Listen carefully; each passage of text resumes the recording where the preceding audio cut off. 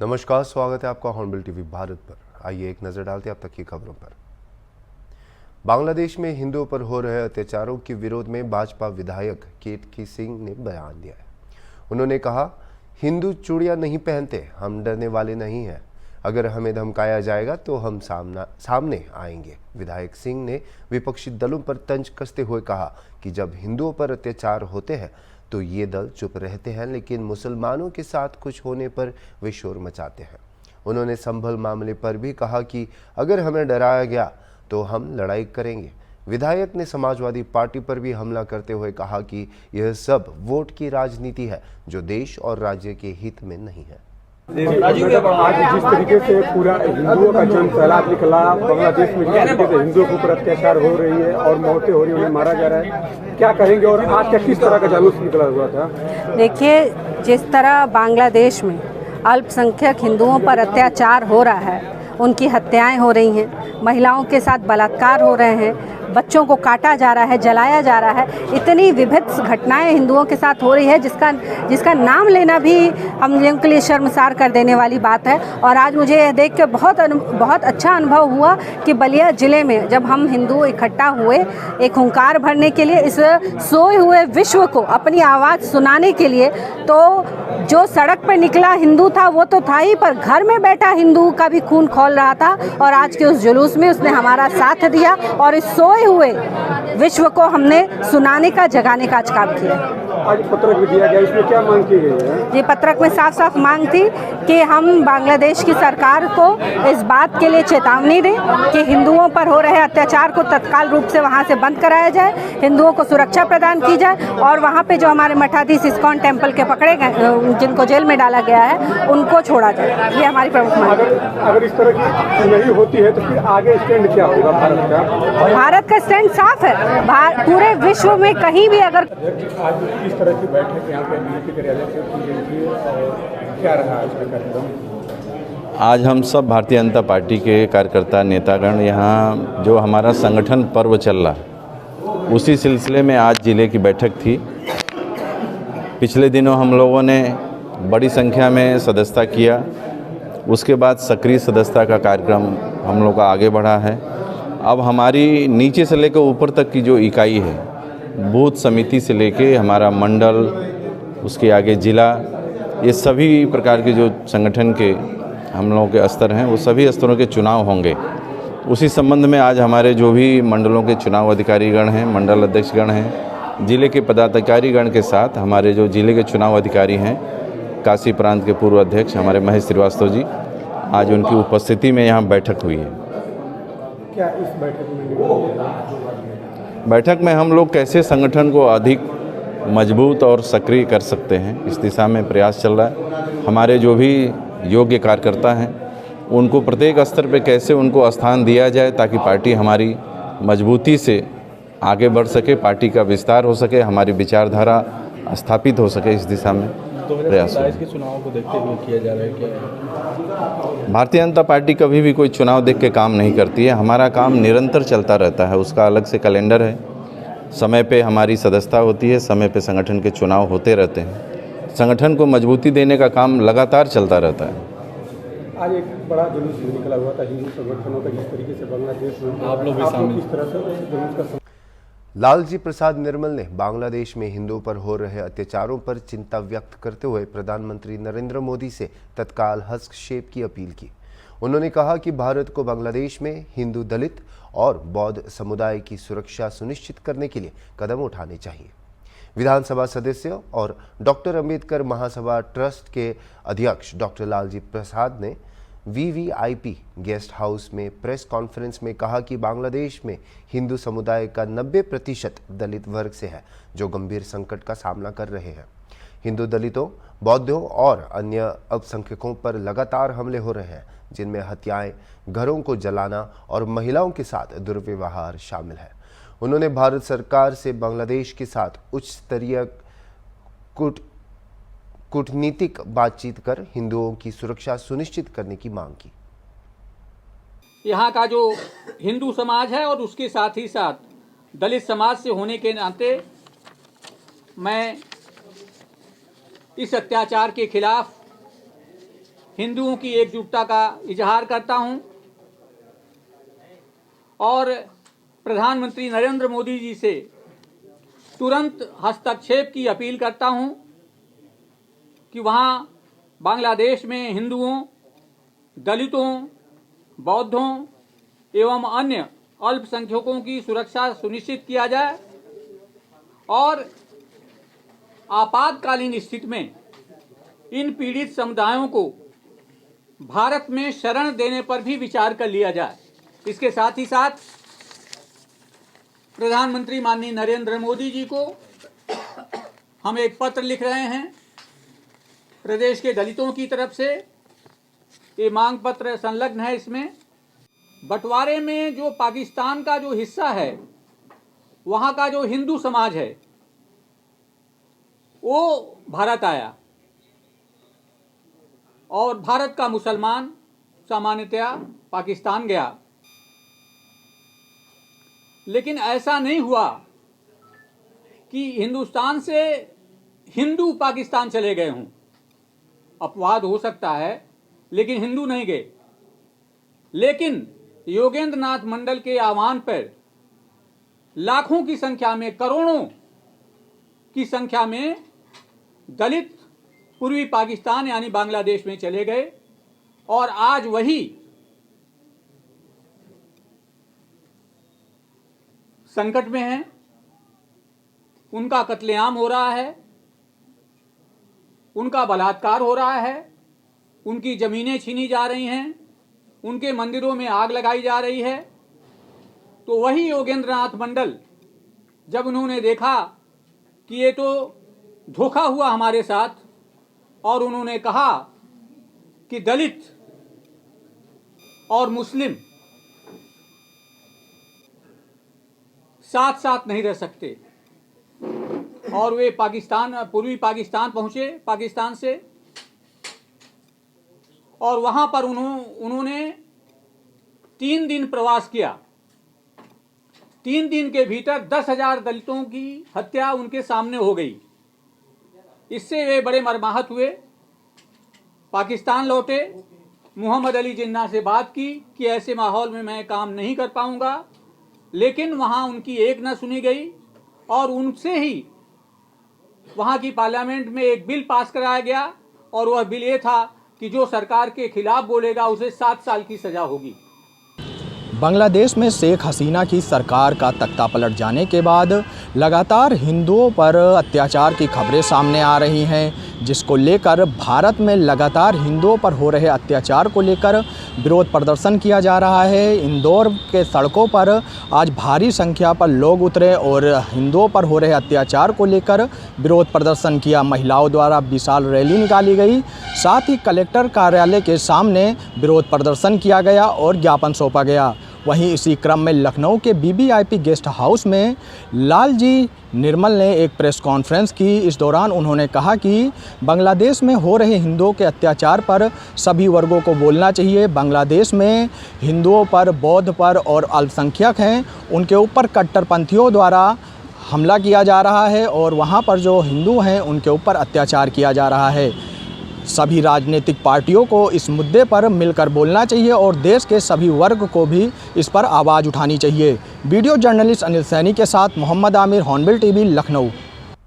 केंद्रीय गृह मंत्री अमित शाह के 13 दिसंबर को छत्तीसगढ़ दौरे पर आने की संभावना है और इस दौरान वे बस्तर का भी दौरा कर सकते हैं। गृह मंत्री के संभावित दौरे को लेकर बस्तर पुलिस अलर्ट मोड पर है। जानकारी के अनुसार गृह मंत्री बस्तर में ओलंपिक खेलों के समापन समारोह में भी शामिल हो सकते हैं। बस्तर एसपी ने जिले के सभी पुलिस अधिकारियों की बैठक बुलाकर सुरक्षा बढ़ाने के निर्देश दिए हैं। जिले में गश्त भी बढ़ा दी गई है और सुरक्षा विभाग को अलर्ट कर दिया गया है। जी, बस्तर ओलंपिक्स के समापन समारोह में अभी संभावना है कि केंद्रीय गृह मंत्री जी का आगमन हो सकता है। अभी तक हालांकि आधिकारिक पुष्टि हुई नहीं है, पर फिर भी हम लोग अपने तरफ से जो तैयारियां हैं, सुरक्षा व्यवस्था हम लोग अपना सुदृढ़ रखे हुए हैं और जो भी जहाँ जहाँ जो वेन्यूज़ हैं वहाँ पे हम लोग अपना बल लगाकर लगातार सुबह शाम वहाँ पर सुरक्षा का जो भी स्थिति है उसका जायज़ा लिया जा रहा है और जो एक प्लानिंग है वो हम लोगों ने कर रखी है और इसके अलावा एक बार ऑफिशियल कंफर्मेशन आ जाएगा तो जो भी कार्यक्रम शामिल होंगे उसके हिसाब से फिर तैयारी रखेंगे। फिलहाल तो बल वगैरह की हमने डिमांड नहीं की है क्योंकि अभी कार्यक्रम हम लोगों को पता नहीं चला है ऑफिशियली, लेकिन एक बार ऑफिशियल कंफर्मेशन आता है तो बल का भी डिमांड करेंगे हम। और लगातार शहर में और आसपास के क्षेत्र में हमारा जो पेट्रोलिंग होता है शहर में, फुट पेट्रोलिंग के माध्यम से और अन्य तरीके से हम लोग अंदरूनी क्षेत्र में अलग अलग क्षेत्रों में अपनी उपस्थिति दर्ज कराते हैं और ज़िले में भी हम लोग अलग अलग एरियाज़ में अपनी पेट्रोलिंग और गश्त के माध्यम से अपनी उपस्थिति दर्ज करा रहे हैं और हम उम्मीद करते हैं कि एक सफल कार्यक्रम का आयोजन होगा।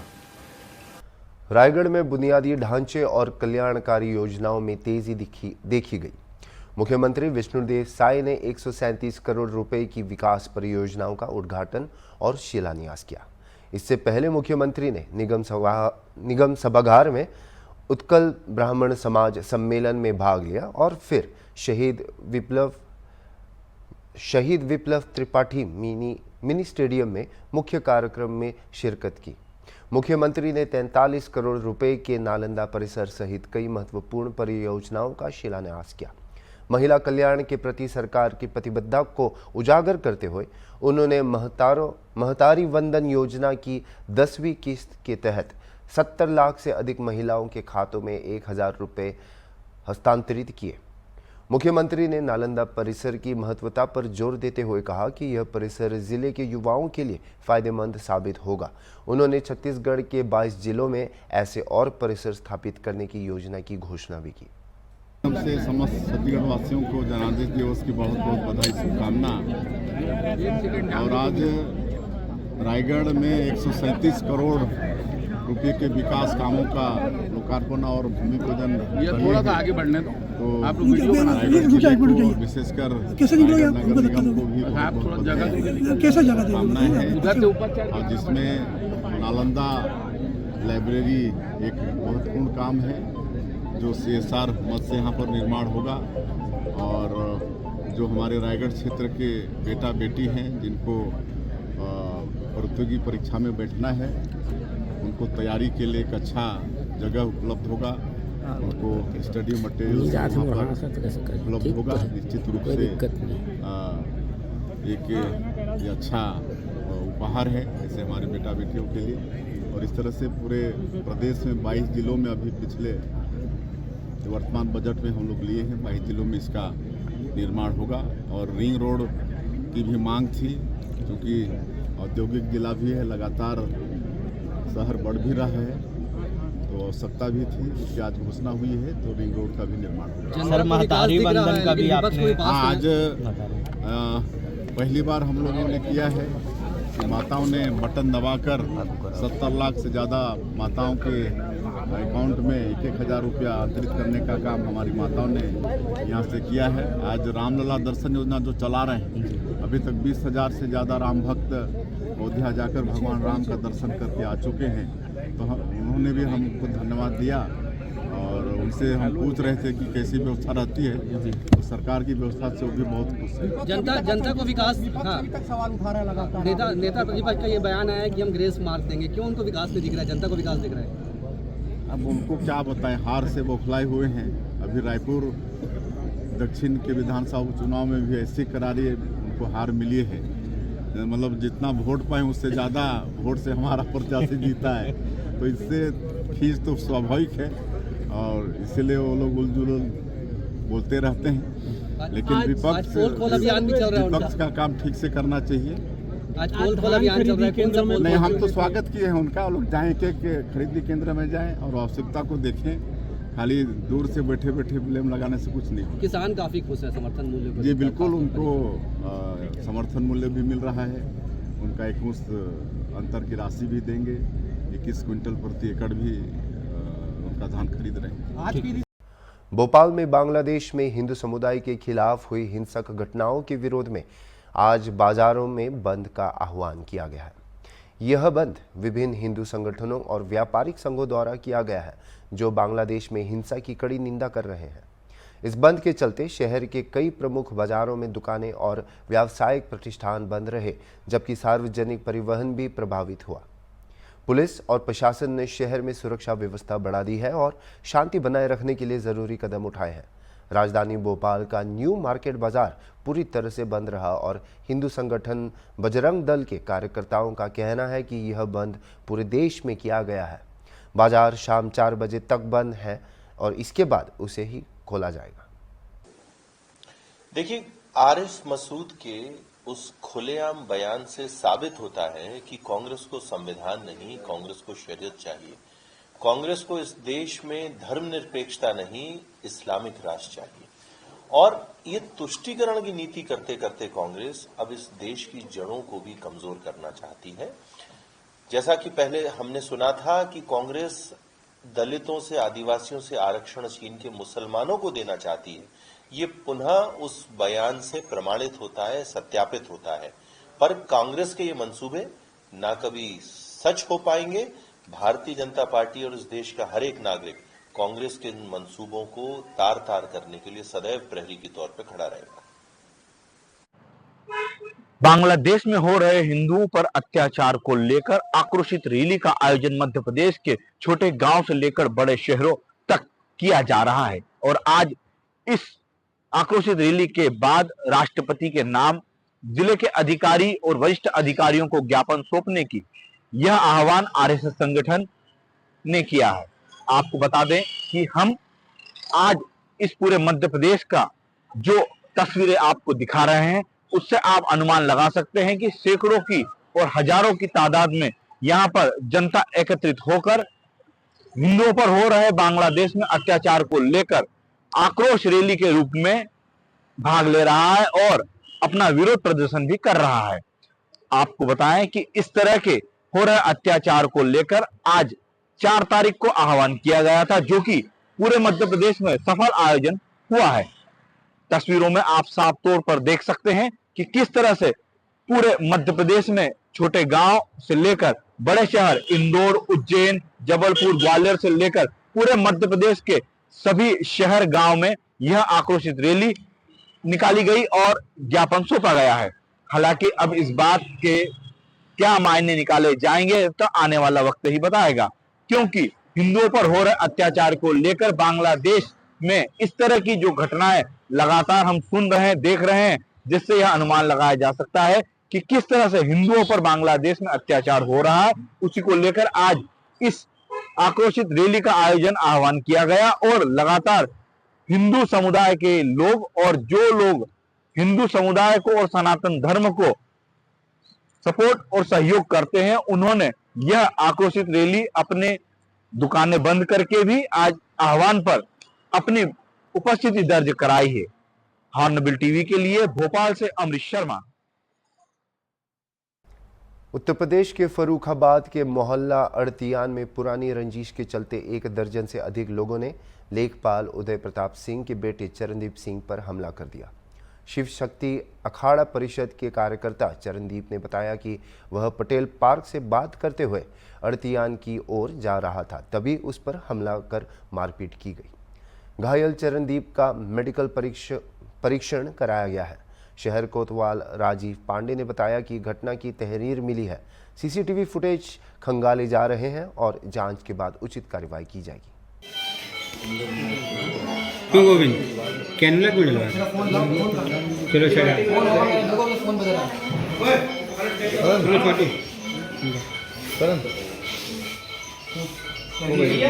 भेज दो यार इन्हें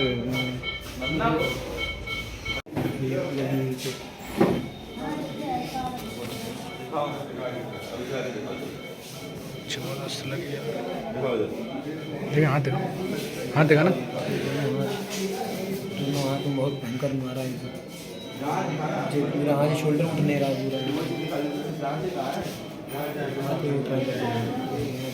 पूरा। ये इस कान से आवाज़ नहीं सुनाई दे रहा। पगड़ी उतार कहते हैं और इस कान से साथ वालों बुलाना पड़ेगा। क्या नाम है आपका? तरनदीप सिंह। पिताजी का? उदय प्रताप सिंह। कहाँ के रहने वाले हैं आप? Railway station Sindhi colony Sardar Khan. कैसे चोट लगी आपके? ये जो अंकुर पांडे सन ऑफ वल्लू पांडे के पुत्र कहाँ के रहने वाले हैं जो? हम वो लोग? हाँ, वो लोग के थे जो पांडेश्वरनाथ मंदिर है उसके जस्ट सामने गली उसी में रहते हैं। किस बात को लेके मारपीट हुई? अजय तो हमें नहीं पता, ऐसा था कि हम लोग जो शिव शक्ति अखाड़े की यात्रा चल रही है यात्रा जो चल रही थी तो उसमें एक बार मतलब जो शस्त्र चला जाता है, शस्त्र चलाने के मैंने उनसे कहा कि साइड हो जाओ, तो वो शायद साइड नहीं हुई, तो उसी बात विवाद हुआ था, तो उस टाइम वहाँ से वो विवाद खत्म हो गया। तो उसके बाद इनने जब मैं वैसी बात तो मैं मुझे अखाड़े में सन्यासी तो मैं वहाँ पर आता नहीं हूँ, तो मतलब जो कल ही मैं इटावा से आया हूँ, और कल मतलब जैसे इटावा से आया 10:30 बजे इटावा से उतर गया था, घर पहुँच गया था। घर निकल मैं आज तो थोड़ी देर पहले मतलब 5:30 बजे तरफ मैं मतलब घर से निकला। घर से निकलने में मैं पटेल पार्क गया, तो पटेल पार्क में तो मेरे मित्र का फ़ोन आया, आओ चलते हैं बड़े हनुमान मंदिर चलते हैं, प्रसाद चढ़ाएंगे के। तो वहाँ से जब मैं जा रहा था तो पीछे से एकदम 10 लोग आए, हम फ़ोन लगाए थे हाथ में, फ़ोन ने मेरे हाथों से छीना और उधर हाथ पकड़ के मरोड़ के मतलब वो पीछे से मारे, घुसे मारने लगे, मतलब एकदम से 10 लोग उतर के एकदम वो पाइप बोटे वाले पाइप होते हैं पानी वाले बहुत मजबूत वाले, उनसे मारा, ये हाथ पूरा उठ नहीं रहा है पूरा यहाँ से। पुलिस शिकायत की आपने? हाँ, पुलिस शिकायत की, मेडिकल कराने आए, तहरीर दी आपने? तहरीर दी है? एटा पुलिस ने किसानों के आंदोलन में शामिल होने नोएडा जा रहे बीकेयू अध्यक्ष ठाकुर भानु प्रताप सिंह को उनके गांव नकला सुखदेव स्थित आवास पर नजरबंद किया। एसएसपी श्याम नारायण सिंह ने के निर्देश पर पुलिस ने कार्रवाई करते हुए उन्हें नोएडा जाने से रोका गया। सरकार ने देश भर में किसानों के दिल्ली और नोएडा कूच पर सख्त रुख अपनाते हुए कई किसान नेताओं को नजरबंद कर दिया है। अध्यक्ष जी, आज अपने आवास पे भारी संख्या में पुलिस बल आया है और सुबह 4 बजे से ही देख रहे हैं आपको हाउस अरेस्ट कर दिया है। आपने घोषणा की थी कि बहुत बड़ा महाभारत होगा दिल्ली में, क्या कहेंगे? और किसान जो आपके गिरफ्तार किए हैं उनको लेकर क्या संदेश देंगे प्रशासन और शासन को? ऐसा है, आज 4 बजे से ही लगभग 3 थानों की पुलिस है कि एसपी साहब ने फोन किया है, एसएसपी साहब ने, कि आपको नोएडा और दिल्ली नहीं जाने देंगे। लेकिन मैं भानु प्रताप सिंह, राष्ट्रीय अध्यक्ष भारतीय किसान भानु और राष्ट्रीय अध्यक्ष किसान क्रांति दल और संयुक्त मोर्चा में हमारा संगठन शामिल है। संयुक्त मोर्चा में कई भारतीय किसान यूनियन शामिल हैं। कल जो हमारे कार्यकर्ताओं को जो गौतम बुद्ध नगर की समस्या को लेकर और देश की समस्याओं को लेकर किसान यूनियन भानु संयुक्त मोर्चा की मांग के किसान आयोग का गठन हो, किसान के कर्जे माफ हो, सारी समस्याओं को लेकर जो दिल्ली जा रहे थे उनको कल प्रेरणा स्थल से अरेस्ट किया है।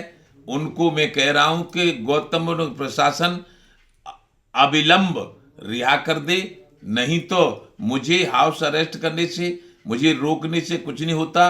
पूरे भारत में इतने मेरे महारथी हैं, इतने मेरे पदाधिकारी हैं, इतने मेरे कार्यकर्ता हैं कि पूरे भारत को मेरी घोषणा होते ही हर गांव की सड़क को जाम कर दिया जाएगा और मेरा आंदोलन होगा कि दिल्ली मत जाने दो, लखनऊ मत जाने दो, लेकिन गांव में किसी को नहीं रोकती और गांव के किसान गांव की सड़क को जाम कर देंगे। पूरा भारत का रास्ता और पूरी भारत की सड़कें जाम हो जाएंगी।